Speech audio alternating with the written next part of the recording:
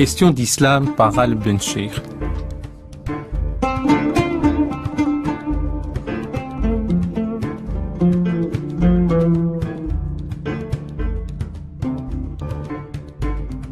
Aujourd'hui, nous parlerons dans cette émission Question d'islam de sacrées questions pour un islam d'aujourd'hui. C'est le titre d'un ouvrage paru très récemment aux éditions Odile Jacob et l'auteur est Fawzia Charfi. Bonjour. Bonjour. Bonjour Fawzia Charfi. Vous êtes une femme de science et d'intelligence. Vous êtes physicienne.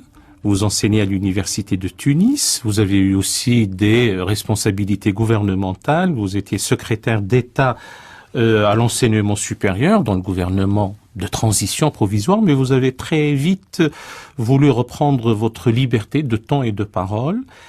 C'est dire que vous êtes aussi une femme de décision et de réflexion. Et nous parlons de votre ouvrage intitulé « Sacrées questions » pour un islam d'aujourd'hui, qui fait suite à un autre livre intitulé « La science voilée », toujours chez le même éditeur.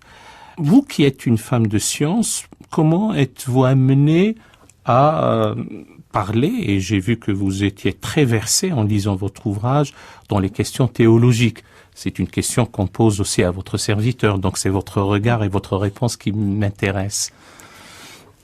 Je suis partie en fait des réflexions de mes étudiants sur l'islam, de leur manière de concevoir la science, de leur refus de certaines théories. Bon, je l'explique un petit peu dans l'introduction, comment ils refusent la relativité générale, comment ils refusent Einstein. Et j'ai poursuivi pendant des années, en fait, cette discussion qui avait commencé fin des années 70 à la faculté des sciences de Tunis, où l'islam politique commençait à être présent. Bon, c'était aussi l'époque de la révolution iranienne. Et ces discussions m'ont amené à aller plus loin dans la compréhension de l'islam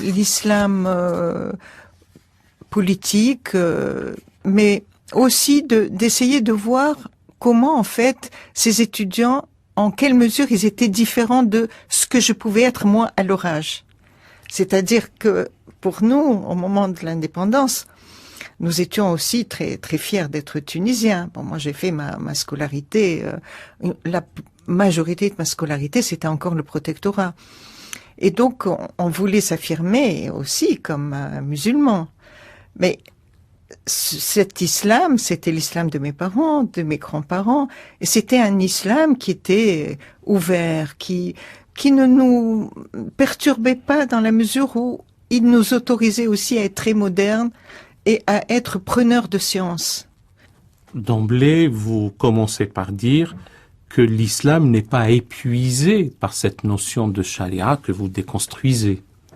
Tout à fait. Et je vous avoue que la notion ou l'importance de la charia, je l'ai découvert en dehors du milieu familial, parce que pour mon père, évidemment, pour les enfants, on a envie plus de leur transmettre, voilà, la beauté du monde, la générosité, le respect de l'autre. Bon, mais la charia, c'est autre chose. La charia, c'est une somme de prescriptions dont la plupart ne sont pas compatibles avec ce à quoi nous croyons, en tout cas, à quoi aussi mes parents croyaient, c'est-à-dire les valeurs universelles de liberté, de respect de l'autre, d'égalité entre les hommes et les femmes, d'égalité entre tous. Et la charia, c'est tout le contraire, et on s'en est rendu compte en Tunisie. Vous parlez de la révolution, on s'en est rendu compte quand il a fallu rédiger une nouvelle constitution tunisienne. Et le grand débat initial, c'était est-ce que la constitution doit affirmer qu'elle prend sa source dans la charia ou pas? Et vous le montrez clairement, la charia finalement n'est qu'une construction humaine.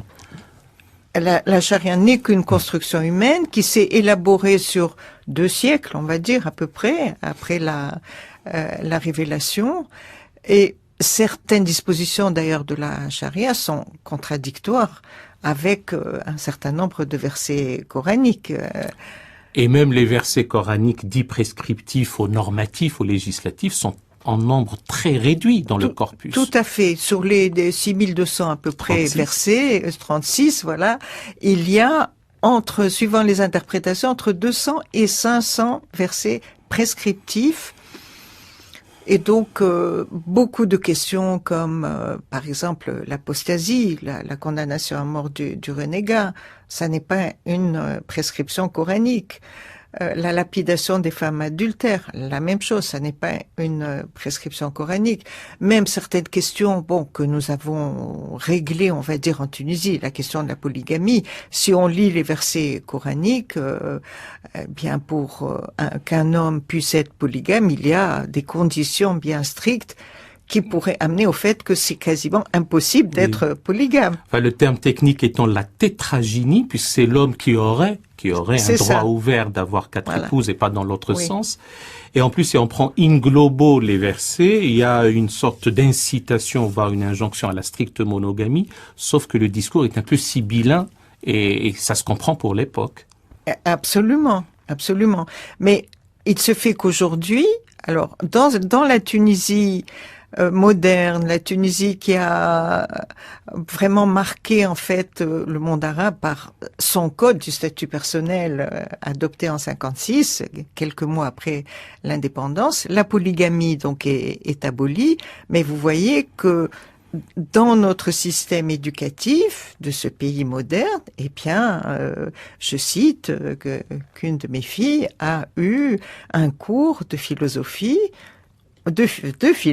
donc l'année du bac, sur les avantages de la polygamie, qui était donc abolie depuis un certain nombre d'années. C'est une régression terrible. Et c'est une régression, et c'est ça qui marque finalement. Parce que lorsqu'on nous parle d'islam politique en disant mais de toute façon oui ils sont ils peuvent être acceptés aujourd'hui, ils sont modérés. Comment peut-on accepter aujourd'hui que en Tunisie on revienne à la polygamie alors qu'on venait de dire qu'au fond pour ceux qui veulent vraiment appliquer le texte coranique ils pourraient ne pas être polygames, vous voyez. Oui, bien sûr. Alors, si je récapitule, et si je vous ai bien compris, alors que vous le dites clairement, à supposer qu'il faille se référer nécessairement au corpus coranique, on trouve que les versets dits normatifs ne sont que de l'ordre, en gros, de 1/30 par rapport à l'ensemble du corpus coranique, ce qui sous-entend que sa finalité première n'est pas nécessairement le fait de légiférer, donc de déléguer aux hommes de gérer leurs affaires entre eux. Et deuxièmement, et nous le verrons tout au long de l'émission, c'est que à un moment donné, il y a un souffle de modernité qui a prévalu dans la Tunisie post-indépendante, et petit à petit, tous ces acquis-là vont être rognés, et nous essayerons de voir avec vous, de comprendre pourquoi. Et oui, malheureusement, donc ces acquis qui datent des années 56 et qui concernent beaucoup le statut de la femme. Bon, le statut de la femme qui est triste dans la plupart je dis triste parce que la femme est vraiment recluse dans certains pays arabes. Donc, on a vu depuis un certain nombre d'années, même avant la révolution de janvier 2011, à chaque fois que les islamistes se sont sentis en position de force, ils ont toujours cherché à acquérir comme ça à gagner des points et à faire régresser finalement un droit qui est un droit relativement moderne. Je dis relativement moderne parce que le code du statut personnel n'est pas complètement égalitaire. Je l'explique bien. À propos de la dévolution successorale sur laquelle vous voudrez revenir, et vous en faites aussi un point fondamental pour moderniser le droit et laisser place à la législation positive. Tout à fait. Et alors, il y a deux manières de voir cette revendication légitime pour les femmes d'être considérées comme les égales des hommes. Et donc, sur la question successorale, il y a un grand débat actuellement en Tunisie parce que il y a un projet de loi à l'Assemblée des représentants du peuple, j'explique bien dans Sacrée Question, qui fait que, voilà, aujourd'hui, un certain nombre de femmes, dont je suis, nous considérons que la Constitution a consacré l'égalité entre les hommes et les femmes, et donc nous devons appliquer ce principe d'égalité sur toutes les questions, y compris la question de l'héritage. Alors certains peuvent penser que la question de l'héritage est une question qui touche surtout les femmes d'un certain milieu, etc. Mais en fait, si nous sommes attachés, d'abord c'est la question de principe d'égalité, mais aussi le fait que dans nos pays, il faut voir la condition des femmes rurales, la condition des femmes ouvrières. Ce sont des femmes qui sont les premières lésées par cette inégalité, et en particulier les femmes rurales, quand il s'agit de partage de l'eau de terrain sur lequel elles travaillent. Donc, vous voyez, c'est aussi un problème social. Ça n'est pas qu'un problème théorique. Et bon, moi, je me rappelle que mon père était très, très attaché à la question de l'égalité qui finalement aussi va très loin. Je suis scientifique, vous le disiez, je suis physicienne. Et il est vrai que comme j'avais aucune difficulté en mathématiques, en physique, et mon père, contrairement à ce que beaucoup de pères faisaient à l'époque, m'a vraiment encouragé à faire des études scientifiques, de sciences dures, en plus la physique, il n'y a pas beaucoup de femmes en physique, en considérant que il n'y avait aucun problème et que même si je devais être minoritaire dans l'amphi, eh bien, c'était l'avenir. La physique, la science, c'était l'avenir. Et ça, c'est quelque chose qui a été extrêmement important pour moi. Bien. Fawzia Charfi, pardonnez-moi d'avoir des questions qui vous poussent à répondre comme ça un peu tous azimuts, mais c'est pour dire la densité du sujet que nous n'épuiserons ni aujourd'hui, ni hélas tout au long de ces émissions intitulées Questions d'Islam. Et votre ouvrage, c'est Sacrée Question, à juste raison. J'étais, heureusement, l'adverbe est réel, de lire la première partie qui est de facture théologique. Donc, vous questionnez le statut même de la révélation, le dogme réel ou supposé de l'illettrisme du prophète. Il y a aussi la question on en a parlé, de la loi de Dieu, etc. Comment êtes-vous amené petit à petit à vous intéresser à ces questions éminemment théologiques? Alors j'ai commencé à connaître certaines questions relatives au droit et l'islam, la question de l'État et l'islam, beaucoup grâce à mon mari, Mohamed Charfi, qui était juriste, mais aussi qui a été formé dans cette double culture. Et bon, mon beau-père était théologien, donc il a baigné dans cette culture. Donc déjà assez tôt, la question de l'islam et puis certaines questions bien approfondies m'intéressaient. Et là, j'ai cherché à aller plus loin toute seule. Malheureusement, mon mari est décédé en 2008. Et quand j'ai commencé à écrire donc La science voilée en 2010, 2011, j'ai repris après la Révolution. Bon, ça m'a amené déjà à m'interroger sur l'islam. Mais aujourd'hui, je suis allée plus loin parce que je trouve que dans ce monde de violence, dans ce contexte où l'on parle de l'islam, je voulais rendre visible l'islam apaisé, l'islam de mes parents, de mes grands-parents, et un islam qui revendique en fait l'analyse critique, qui autorise le regard historique aussi, mais en même temps un islam qui porte en lui, oui, les valeurs de liberté et d'égalité, comme je disais tout à l'heure. Et pour que mon propos soit plus fort, en fait, et plus convaincant, je me suis plongée dans des lectures de ces penseurs, alors on va dire d'abord Mohamed Abdou, le 19e siècle, mais jusqu'où pouvait aller Mohamed Abdou, ça m'a intéressé. Et puis, voilà, les Mahmoud Hussein avec leur sira. Et la sira étant la biographie du prophète, un peu la ça. légende dorée Voilà. pour certains, plutôt qu'un curriculum vitae. Tout à fait.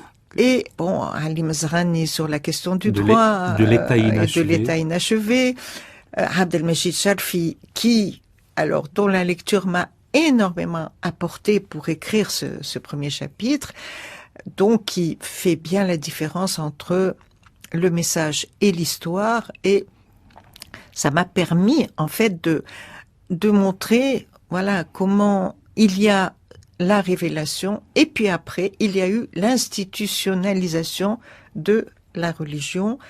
Mais si je reviens sur la révélation aussi, il y a eu des questions en fait que je voulais approfondir parce que j'ai beaucoup regardé comment on présentait l'islam sur Internet, sur les sites Internet, pour essayer de comprendre ce que me disaient mes étudiants, en fait, qui avaient une vision de l'islam un peu bien différente de la mienne, à vrai dire. Et j'avais envie aussi de répondre à ces étudiants et de leur dire que on pouvait penser autrement.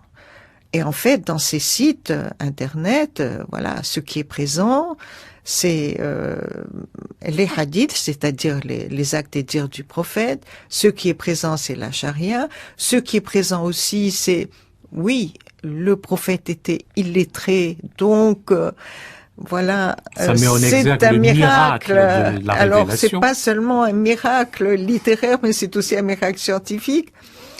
Et donc là, il me fallait donner quelques arguments puisés dans ces lectures qui m'ont passionné. Et bon, j'espère que, voilà, pour celui qui va lire ces sacrées questions, c'était pour moi le point de départ, en fait, de cette présentation d'un islam, bon, comme je disais tout à l'heure, apaisé, d'un islam qui prône l'intelligence aussi, la responsabilité du musulman, ça.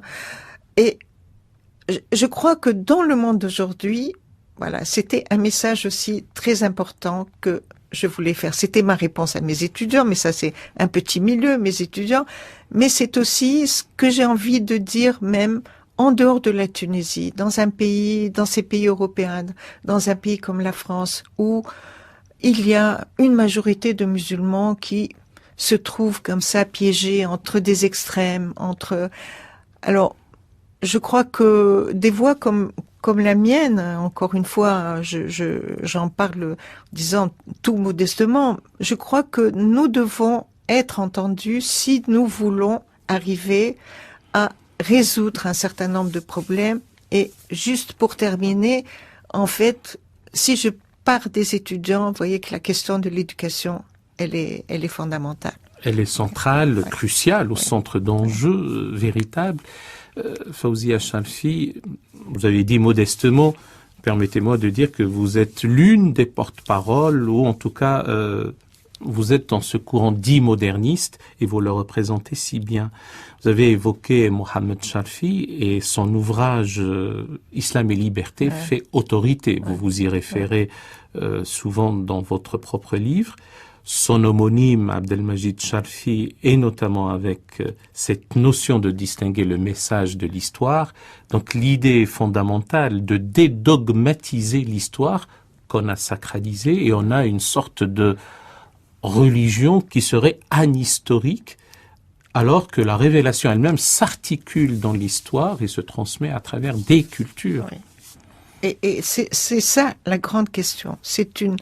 Il faut revenir, pas revenir, je n'aime pas trop revenir parce qu'on a l'impression que on idéalise le passé. Non, mais il faut pouvoir lire le passé avec intelligence et ne pas considérer que bon, le passé est réduit à quelques, voilà, un siècle, en tout cas en tant que scientifique, souvent on dit le siècle de l'âge d'or. Mais non, ça a duré d'abord plusieurs siècles, pas seulement un siècle ou deux. Et en même temps, et il faut avoir un regard critique, parce que quand on relit finalement toute cette histoire, oui, il faut dédogmatiser cette religion. Et si on ne le fait pas, je pense que on ne pourra pas opérer la rupture nécessaire Et aussi avoir un regard sur l'histoire qui ne soit pas que linéaire, mais plutôt global et panoptique, comme on dit. L'histoire comme une anthropologie du passé, avec un regard critique sur les systèmes de cultures et de pensée, mais surtout comme une archéologie du temps présent.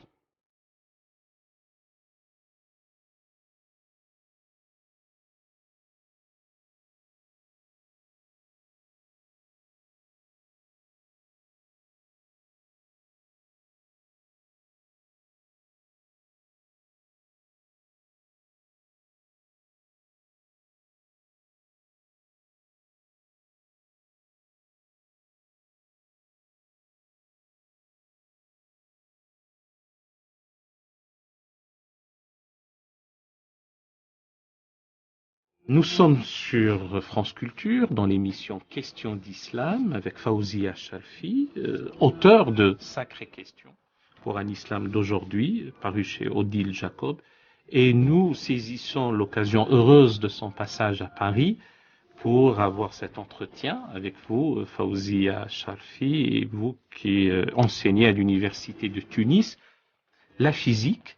Voilà une représentante des sciences dures, des sciences exactes, des sciences pures, et vous répondez à vos étudiants qui, eux, en tout cas certains d'entre eux, sont dans une vision peut-être un peu naïve et concordiste de la religion, de la révélation. Les avancées scientifiques ont de tout temps, ab aeterno, se trouvé dans la révélation. Tout à fait. Et donc vous voulez tordre le cou à cette vision. Et oui, je veux tordre le cou à cette vision qui les empêche, en fait, de penser la science. Parce que toute la question est là. Comment amener nos jeunes à penser en étant libres? Et aucune religion n'interdit à un croyant de penser librement aujourd'hui. Et c'est ça, ce à quoi je voudrais amener, parce que ça, c'est aussi mon appel à mes jeunes étudiants ou moins jeunes étudiants, parce que cette vision concordiste, finalement, est très, très partagée. Elle est très présente sur la toile. Il m'est arrivé de voir et de rencontrer, de discuter encore ces derniers temps avec des jeunes lycéens qui sont tout à fait séduits par cette vision qui les conforte, dans la mesure où, voilà, bon, cet Occident dominant, etc., n'a pas inventé la science. La science existait dans le Coran depuis 14 siècles. Et donc, je crois qu'il faut, ça paraît peut-être secondaire, mais ça ne l'est pas. Il faut reconstruire, en fait, tout ce schéma de pensée et faire en sorte que, voilà, nos étudiants soient convaincus que la science est autonome, qu'il y a la sphère du religieux et la sphère scientifique, et puis après on peut admirer le ciel et faire son chemin personnel. À ce moment-là, faire en sorte que ces deux chemins, voilà, celui de la science se rejoignent. Selon la formule consacrée, la science nous dit comment est le ciel et la religion nous dit comment on va au ciel. Voilà. D'une manière anecdotique, on rapporte, c'est pas la peine de donner son nom à l'antenne, qu'un éminent mathématicien, mais gagné par les thèses islamistes, disait que de droites parallèles ne se rencontrent jamais, sauf avec la permission de Exactement. Dieu. Or, hélas, l'axiomatique d'Euclide veut que ces deux droites-là ne se rencontrent pas avec ou sans la permission de Dieu, tout à fait, si je puis dire, puisqu'on n'est pas dans le même registre épistémologique. Fawzia Charfi, peut-être avant d'avancer, et si vous le voulez bien, abordons encore une autre question théologique que vous avez tranchée, c'est la notion du Coran créé, incréé, qui nous a un peu engourdi. Le nous, c'est d'abord nous autres humains, mais peut-être ça concerne davantage les musulmans. Vous l'avez tranché avec cette affaire de revenir au débat entre les Mu'tazilites et ceux qui finalement ont triomphé contre eux, et vous donnez les raisons historiques et politiques même de cette époque-là. Et si simplement pour les auditeurs, vous voulez bien donner un peu les données de ce débat et quels sont les arguments qui sous-tendent votre propre position en l'ayant tranché dans le sens du Coran créé. Alors cette question qui peut paraître très loin de nos préoccupations, en fait, est-ce que le Coran est créé ou incréé, c'est-à-dire il est là de toute éternité et co-naturel à Dieu, ou consubstantiel à Dieu. Consubstantiel à Dieu, et c'est affirmé, en fait, pas seulement dans certains livres de théologie, mais c'est affirmé dans les sites qui présentent l'islam, comme je disais tout à l'heure, les sites internet. Donc c'est ramené à une question finalement banale. Et ça a été le grand débat, la grande question donc du temps des Mu'tazilites, qui considèrent que le Coran donc est créé, et c'était lié, cette question était liée aux attributs en fait de Dieu.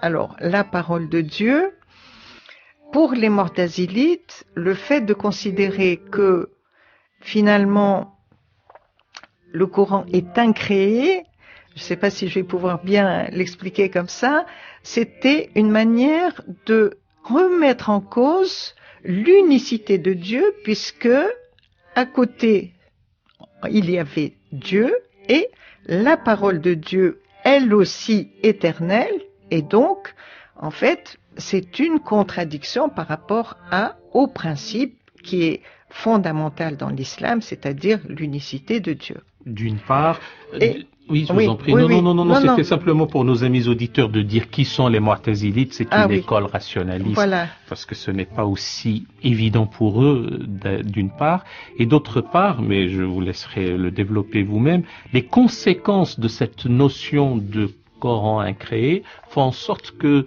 du coup, quand la parole de Dieu, épouse les contingences humaines, est-ce que ça l'a été prévu de tout temps et de toute éternité, ou est-ce qu'il faut tenir compte du comportement des hommes? Alors toute la question, et c'est pas par hasard donc que cette notion difficile existe dans ces sites islamiques, parce que la conséquence d'un Coran éternel, incréé, etc., fait que aucune interprétation n'est possible, aucune pensée, on va dire, aucune réflexion n'est possible sur le texte sacré. Et donc, a fortiori, aucune contextualisation du texte coranique n'est possible. Et donc, voilà, c'est la fermeture finalement totale. Pour le croyant, il va être amené à une interdiction, en fait, de toucher à ce texte inimitable. Il est certainement inimitable, mais ce texte qui ne peut pas sur être... le plan stylistique. Voilà, sur le plan stylistique, qui ne peut pas être discuté et interprété. Et la question de l'interprétation personnelle, pour moi, elle est fondamentale. C'est-à-dire que je pense que aujourd'hui, il est fondamental d'être convaincu que l'islam n'interdit pas aux musulmans d'être responsables de ses actes, d'être libres aussi de réfléchir. Et il est vrai que là, la tradition interdit aux simples croyants de se prendre des libertés, je vais dire. Mais la question de la liberté, elle est fondamentale. Bien sûr, je ne dis pas que le Coran est un texte difficile. Il est difficile à comprendre. Pour certains, il est même déroutant. Il est déroutant. Mais lorsque on apprend à nos petits quelques versets du Coran, ils sont sensibles à ce texte. Bon, effectivement, on peut très bien l'amener à lire quelques versets, à les comprendre, et aussi à se les approprier. Mais ça, c'est ce qui est interdit par la tradition, puisque la tradition dicte ce que le croyant doit faire, ce qu'il doit penser. Pas seulement à travers sa vision, mais par rapport à, justement, on y revient, à tout ce corpus de textes qui est défini une fois pour toutes. Et encore une fois, cette tradition n'est qu'un amoncellement du commentaire sur le commentaire, et c'est aussi une construction humaine. C'est une construction humaine, et les grands écrits, par exemple, de Fazlul Rahman, indo-pakistanais, donc milieu du 20e, il est mort en 1988, oui, et qui vraiment considère qu'il ne peut pas y avoir d'évolution de la religion musulmane si on ne s'autorise pas une critique des hadiths. Et il va très loin dans ce refus en fait d'une religion encombrée de prescriptions, encombrée de textes. Je cite quelques passages de ces textes dans mon ouvrage. Et vous dites à juste raison que entre le premier maître éponyme, celui qui a fondé la première école juridique, l'école des Hanafites, Abu Hanifa est mort en 767, et le quatrième, Ahmed ibn Hanbal, il y a eu qui lui est mort en 855, il y a eu une inflation de hadiths. Le premier n'en retient que 17 voilà. Et le dernier, le quatrième, 40 000, pardon, 40 000, dit-il, sur 700 000 hadiths. Donc, vous voyez qu'il en a, pour lui, il a fait un gros effort d'arriver à 40 000. Bon, et le premier, ensuite, on est passé à 300. Donc, vous voyez, quand même au début, parce que ces hadiths, bon, peut-être pour le lecteur, il faut expliquer que malgré tout, au début, il fallait une garantie, en quelque sorte, d'authenticité de ce rapport des dires du prophète, etc. Et puis petit à petit, ben oui, les hadiths, pour ceux qui veulent feuilleter ces sommes de hadiths, traitent de tout. Donc le musulman n'a qu'une seule chose à faire, c'est de lire cette somme de hadiths et de savoir, voilà, comment il va sortir de chez lui, comment il va boire sa bouteille, etc. et tout ce qu'il a à faire. Donc ça va corseter le comportement des hommes et ça les contraint dans leur vie de tous les jours. Et ce n'est plus une vie. Et ça n'est plus une vie et ça n'est plus un être pensant. Et c'est ça qui est quand même remarquable. Alors après, pour revenir à la science, vous voyez, après on dit oui, mais c'est bizarre quand même dans le monde arabe, on a très peu de très grands savants. Oui, on a eu Abdus Salam, prix Nobel de physique. Bien qu'il ne fut pas arabe. Il était, pardon, oui, c'est le monde musulman, je voulais dire, surtout. Et après l'Égyptien Zawel qui est décédé il y a pas très longtemps, mais c'est vrai que voilà, parfois alors que nous avons des jeunes brillants, etc., mais on doit s'interroger sur le fait que pourquoi on n'arrive pas à aller aussi loin. Il faut une révolution scientifique aussi, il faut une révolution des idées qui fait que voilà, on doit pouvoir se libérer de ce corpus rigide de textes. Alors, ça peut paraître choquant. Ah non, mais il faut parfois peut-être choquer dans le sens où on donne le coup de bambou à celui qui médite longtemps et qu'il sorte de sa léthargie. J'emprunte la métaphore aux bonzes ou aux lamas bouddhistes. Tout à fait. Chère Fawzia Charfi, si je vous suis en comprenant bien, il vaut mieux peut-être pour un croyant, ou une conscience croyante musulmane, homme ou femme, revenir plutôt à la référence première et au texte premier qu'est le Coran. La Sunna, finalement, il y a beaucoup de choses à revoir.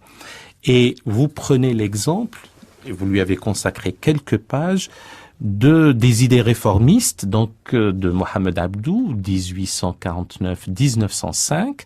Alors vous dites sur certains points il a été d'une grande audace intellectuelle, sur d'autres un peu moins, et je suis enclin à partager votre idée. Alors quels sont les aspects sur lesquels il est allé loin, et pour son époque, et par rapport à son époque, aujourd'hui c'est une régression, et quels sont les points sur lesquels il fallait peut-être qu'il y eût davantage d'hardiesse? Alors, vous voyez, on parlait du Coran créé ou incréé. Lui, il a tranché. Pour Mohamed Abdou, il a tranché. Le Coran est créé. Et c'était une révolution à l'époque, quand même. Mohamed Abdou a émis des fatwas pour un certain nombre de dispositions concernant les produits halal, la viande qui peut être égorgée par des chrétiens ou des juifs. Donc, pour lui, ça permettait... Et pour lui, si on vit ailleurs que dans un contexte où la société est majoritairement musulmane, on peut manger une viande non égorgée rituellement. Tout à fait. Alors, autre chose aussi qui parmi ces avancées, c'est la question de l'image. Pour lui, j'aborde donc une des sacrées questions, c'est la question de la représentation, de l'interdiction de la représentation des êtres vivants dans la tradition musulmane, et Mohammed Abdou dit que on peut représenter des êtres vivants, etc., que au fond, alors c'est ça qui est très intéressant dans sa démonstration, c'est qu'il dit il faut replacer le verset coranique qui interdit donc les idoles, etc., dans son contexte, puisqu'à l'époque, donc, il y avait il y avait de l'idolâtrie. Et le verset ne traite que de ça, alors que l'interdiction est définie par un certain nombre de hadiths, comment dire, d'aphorismes du voilà. prophète. Oui. Alors, là où Mohammed Abdou n'est pas allé aussi loin que Pardon, Fawzia Charfi, je reviens simplement de la conséquence de ne pas interdire la représentation, et parce que vous le dites si bien, c'est que tout ce qui en découle, c'est la représentation, ce sont les arts, c'est la sculpture, c'est la beauté, ce sont les belles lettres et les beaux-arts, alors qu'à travers l'histoire, il y avait les miniatures, il y avait aussi des représentations, et que le fait de vouloir les interdire, ça atrophie la créativité artistique. Tout à fait. Et bon, c'est un chapitre que j'ai écrit avant les autres, en fait, parce que ça, quand j'étais jeune lycéenne, je me sentais frustrée de n'avoir pas eu comme ça dans mon histoire de nos pays cette peinture qui vous permet de voir comment les sociétés ont évolué, et puis l'expression de créateur, comment on peut représenter la lumière, comment on peut représenter cette peinture de la Renaissance aussi. On met en valeur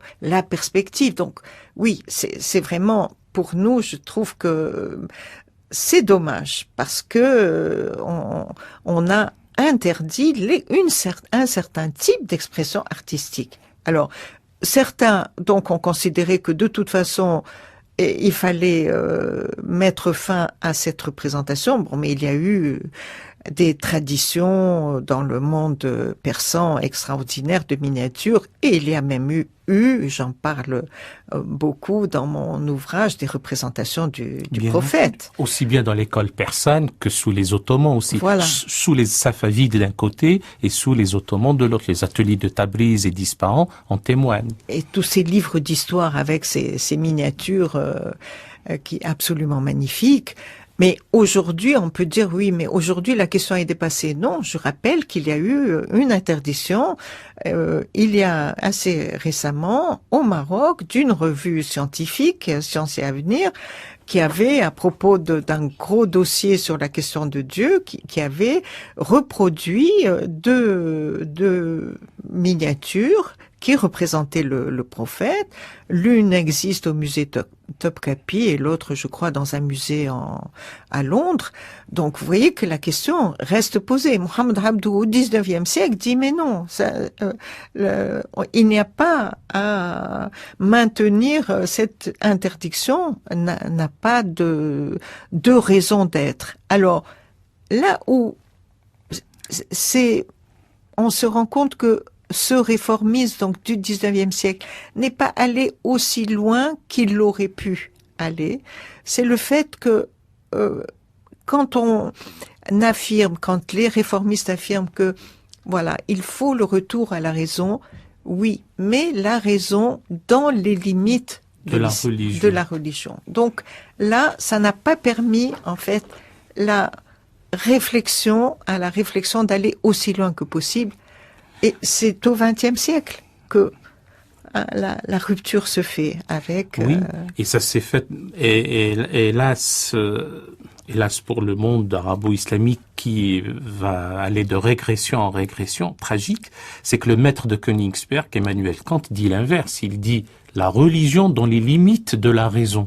Oui. Et voilà, alors que Mohammed Abdou dira, lui, la raison à laquelle il lui donne son importance dans les limites de la religion révélée de son point de vue.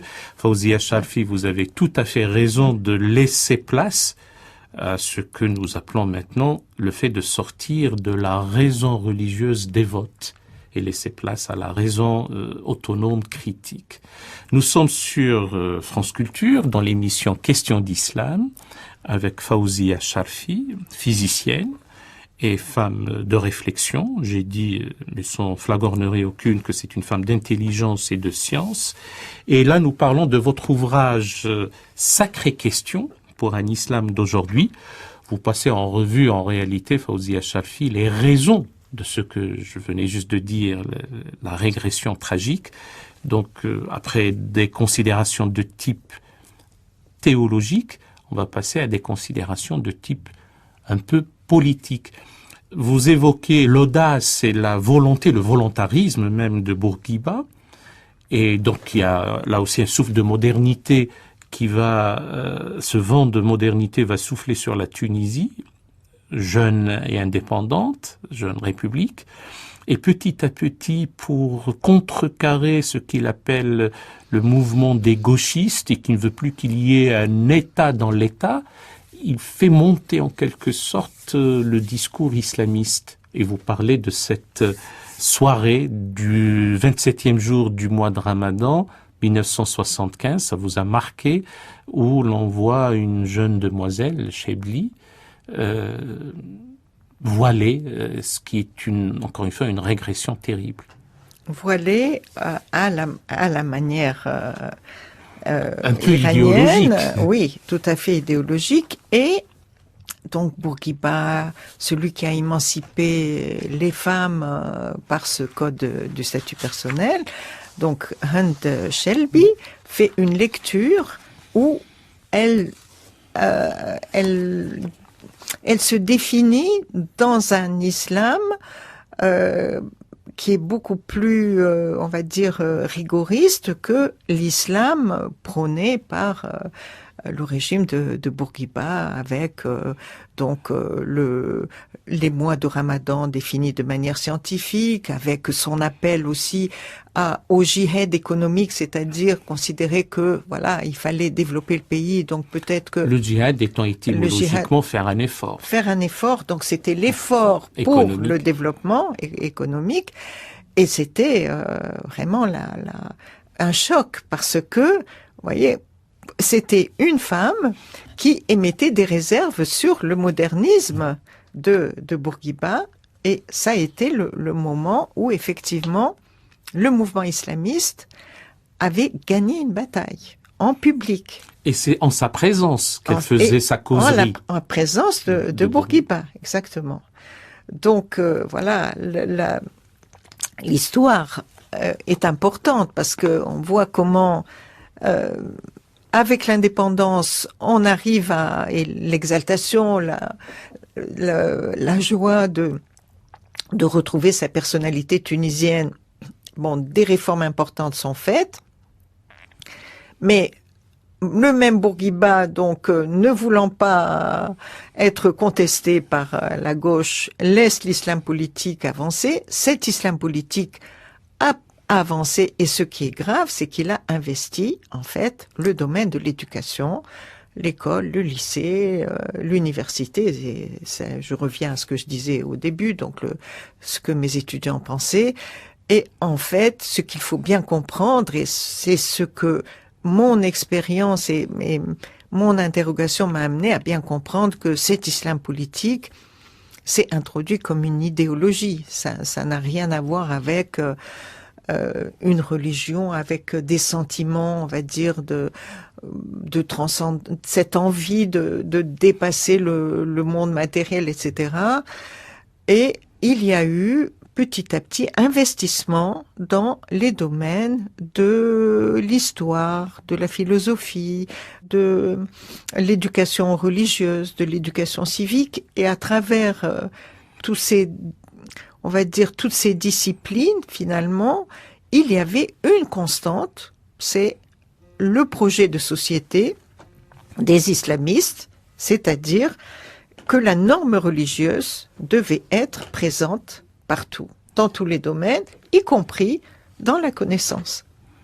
Oui, Fawzia Charfi, ce qui paraît navrant, et peut-être même que le mot est un doux euphémisme, c'est que si j'ai une bonne mémoire des dates, c'est que le 13 août 1956, il y a cette réforme au départ qui prendra effet dès le 1er janvier 1957, à la fois du statut personnel, de cette égalité, en tout cas en voie d'eux, et entre les êtres humains par-delà le genre, hommes-femmes particulièrement.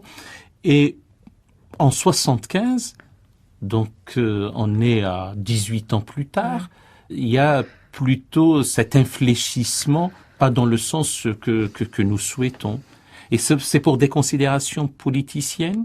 Oui, pour des considérations politiciennes. Bon, d'abord, les mouvements de gauche sont difficilement, c'est la liberté quand même. Hein, et là, cet islam politique, alors on peut s'interroger sur le fait que finalement, il a réussi à se faire entendre. Oui, il est vrai que il y a en Tunisie une société conservatrice qui a pu être séduite par le fait que voilà, il y a quand même un retour à la morale religieuse. Alors conservatrice et conformiste, parce que je pense que le conformisme a beaucoup joué sur l'acceptation en fait de cet islam politique qui pour moi est très différent de l'islam de la tradition. Et si je peux me permettre, bon, la famille de mon mari, la famille Charfi, était une famille de chir très traditionnelle, etc. Et je voudrais dire que ce milieu traditionnel était tout à fait dans le respect de l'autre. Donc, vous voyez que dans l'islam politique, non, il y a une volonté d'endoctrinement et de formatage des enfants, alors que bon, jusque-là, nous vivions un islam, on va dire, plutôt tranquille, bien sûr, sous le poids de la tradition, c'est vrai, qui régissait donc le droit traditionnel. Mais lorsque les islamistes ont commencé à prendre de la place au niveau ils ne se sont pas gênés de toucher à l'éducation de nos enfants, de considérer que certaines théories scientifiques, en tout cas c'est le cas aujourd'hui, ne doivent plus être enseignées. Bon, en particulier aujourd'hui la grande question de la théorie de l'évolution. Et donc les islamistes ont rejoint en fait les créationnistes, alors que dans la tradition, on va dire intellectuelle, au contraire, on a eu le Jahd, on a eu jusqu'à Ben Khaldoun qui considérait qu'il y avait une évolution des espèces. Donc oui, vous voyez la régression intellectuelle. Al-Jahd, pour donner une idée, il est mort en 868, fin du 9e siècle, un grand esprit, certains le comparaient plus tard à la Bruyère, et c'est pour dire que là aussi, c'est pas pour dire que les musulmans furent grands, mais à un moment donné, il y avait une réelle pertinence dans les propos et de recherche et de liberté que nous ne retrouvons pas. Et vous expliquez ça par les deux mots MAUX, le wahhabisme et les frères musulmans. Voilà, le wahhabisme donc qui refuse, le wahhabisme donc qui est né dans ce désert de Najd au XVIIIe siècle et qui refuse la culture, qui refuse l'art, qui refuse la musique, qui refuse la philosophie et qui, au départ, en fait, s'inscrivait comme en opposition à l'islam des oulémas, c'est-à-dire des hommes de sciences religieuses. Bon. C'est soi-disant une sorte de purification, de revenir pour débarrasser ce que pour Mohammed ibn Abd al-Wahhab 1703-1792, comme ça on donne sa trajectoire de vie avec la date de naissance et la date de mort, et que pour lui, Mohammed ibn Abd al-Wahhab, il fallait revenir à la tradition, enfin à la religion purifiée de ses scories. Voilà, la religion purifiée de ses scories et s'attaquer à ces hommes de religion qui acceptaient, qui fermaient les yeux sur certaines pratiques, etc., et qui, donc, Ibn Abd al-Wahhab, qui a scellé donc ce pacte avec l'autorité, avec le roi. Donc c'est le religieux, le shir et le prince. Bon, mais on aurait pu penser que cette manière de concevoir l'islam n'allait quand même pas sortir de cette région, de cette région qui, à l'époque, était complètement isolée, en fait, de l'extérieur. Ça n'était pas une réaction à la modernisation à l'époque. C'était plus une réaction par rapport à la tradition.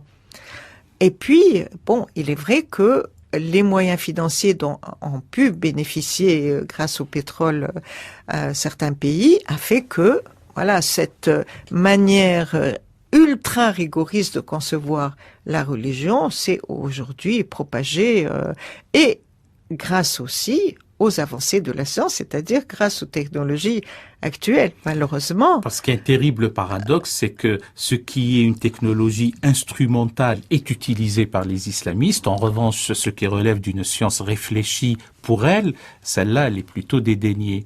Comme nous arrivons au terme de l'émission et l'entretien avec vous passe très vite, Fawzia Charfi, peut-être encore un mot sur ce qui apparaît comme une arnaque ou une escroquerie à la fois morale et intellectuelle, voire politique, c'est le fait de considérer le Coran comme la constitution de l'État national par les frères musulmans. Voilà. Alors, donc, on parlait de l'islam wahhabite. Les frères musulmans, c'est 1928 en Égypte, donc qui commence. Et à ce moment-là, le credo des frères musulmans, c'est de dire, voilà, notre constitution, c'est le Coran. Notre vie, c'est le djihad. Donc, et notre souhait, c'est le martyr. Donc, vous voyez que il faut comprendre aujourd'hui que ce qui nous arrive aujourd'hui, ces jeunes aussi, bon, je ne veux pas donner d'explications, mais je dirais que cet islam politique, il faut bien le connaître pour savoir comment protéger notre jeunesse d'une vision terrible, en fait, d'une vision de l'islam qui n'est pas du tout conforme à ce que doit être, voilà, l'islam apaisé. Je reviens sur ce terme-là parce qu'il m'est cher, et un islam qui permet le partage des idées. Ça a été dans ce monde musulman où les savants circulaient, les philosophes aussi, etc. Donc voilà, cet islam apaisé pour moi, c'est l'islam de l'échange, l'islam du partage des valeurs universelles. C'est ce que refuse l'islam politique qui a un projet bien défini, donc entre autres avec le refus des institutions établies par des hommes. Oui. Alors, chère Fawzia Charfi, là, nous finissons l'émission avec vous, avec ce plaidoyer vibrant pour une vision du monde. Les germanophones auraient parlé d'une Weltanschauung, d'un islam apaisé, un islam de beauté, d'intelligence, de spiritualité et de valeurs universelles. Nous étions, en tout cas sur France Culture, nous le sommes toujours, l'émission Question d'Islam, et aujourd'hui nous avons reçu Fawzia Charfi à propos de son livre Sacrées Questions, au pluriel, pour un islam d'aujourd'hui, édité par Odile Jacob. Vous retrouverez, chers amis auditeurs, les références des musiques et des livres sur le site franceculture.fr. L'attachée d'émission est toujours Sylvia Favre. La prise de son a été assurée aujourd'hui par Manuel Couturier et la réalisation est toujours assumée par l'ami Franck Lila.